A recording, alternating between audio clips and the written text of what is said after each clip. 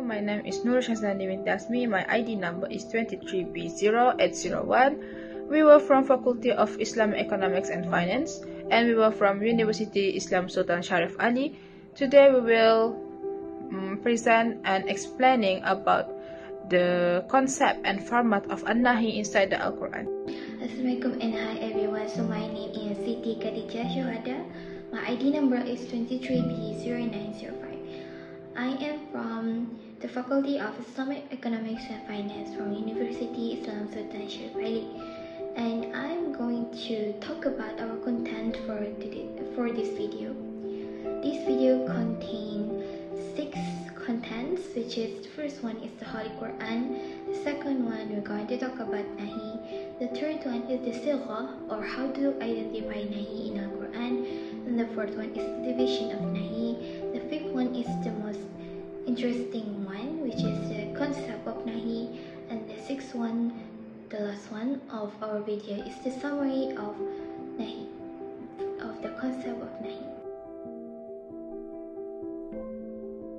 The first one that we're going to discuss is Al-Qur'an. A brief intro of Al-Qur'an. Al-Qur'an is an Arabic language. Inside the Al-Qur'an is not only about the commands and the prohibitions, but also have a moral conclusions. Muslim who recite the Al-Qur'an will get the reward from Allah subhanahu wa ta'ala. Next, Al-Nahy means forbidden. Al-Nahy is the contrast with Al-Am. Al-Nahy, it demanded the servant of Allah to omit an act. Then the law of Al-Nahy cannot be changed unless there is an evidence to change it. Next, Silgha. How do we identify the Al-Nahy? Scholars have different view of Al-Nahy. Some say Al-Nahy is makruh because there is no qarina. Some say it's mushtarak if there is one of the qarina who shows that. Next, how to identify Al-Nahy? Number 1, by the fi'l mudari that started with letter lam. For example, la tufsidu. And then number 2, by the word Al-Nahy itself. For example, in Surah Al-Nahy, there's words that is wa yanaha. And then number 3 is nahi in the dua. For example, la tuzi'ulu. And then number 4 is prohibited, prohibition explaining the act of forbidden. So basically, this is the word that shows the act is forbidden to do. Next is the division of the Al-Nahy. Number 1 is to give an order or ban something. For example, the mandatory prayer. The Muslim who do the mandatory prayer will get a reward from Allah subhanahu wa ta'ala, but the one who leave it will get a sin. Second, indicate the worship is forbidden. For example, a woman who is menstruating must fast or qada their fast in the other month because they are not permitted to fast during the Ramadan period. Next, number 3 is Al-Nahy in Mu'amalat. For example, selling and buying of animal that's still inside her mother wombs. The agreement is void and the threat is unclear. This is because the animal is still inside her mother wombs and not exist yet. And this is to contradict with the buying and selling pillar. Next, lastly, number 4 is Al-Nahy demonstrates a complete ban. Only a perfect outcomes can be attained if one step permanently away from the destruction. The concept of Nahy is that Nahy also applied outside the Quran. Nahy is commonly used in daily life and not only in the Quran. Our everyday life is filled with rules and laws. Undoubtedly, every law will have their own prohibition, which is Nahy. It can be found in school, home, and even work. However, there will be differences between Nahy inside the Al-Quran and outside the Al-Quran, which will be discussed later on. The second one about concept of Nahy is understanding why Nahy is important. How to deduce the law if one does not have the understanding about Quran. But here we are talking about Nahy. In Al-Quran there will be Nahy, and that's why learning is important.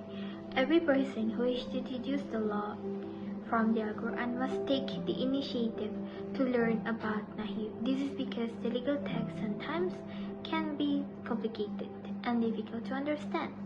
Some verses require further reading and sometimes even need further investigation and evidence to support the statement. The third concept of Nahy is that Nahy also have other uses. Nahy is commonly used to express prohibition, which what we commonly see in Al-Qur'an. However, we often overlook that law can be used as guidance too, especially when talking about the word of Allah, which in this case is Al-Qur'an. Every prohibition made by Allah has its own reason that we as a normal human being wouldn't understand. Nahy also used in the form of reminder, which we can see this in our daily life, in our daily conversation. For example, when one said, "Do not be late," in this context, Nahy is addressed in the form of reminder, which means the person is talking to another person to remind them to not be late. The last concept that we're going to talk about today is Nahy in the Al-Qur'an and outside the Al-Qur'an are quite similar. This is because Nahy means prohibition. So, prohibition does not only exist in Quran but also in our daily life, which we can see often every day. The obvious similarity between these two is that the effect of disobeying the law, if be it God's law or human law, one will be punished accordingly if he disobey the law or prohibition. One will be accountable for his own action and not the other person, not others, but he himself. However, there are also differences between Nahy outside the Al-Qur'an and inside the Al-Qur'an.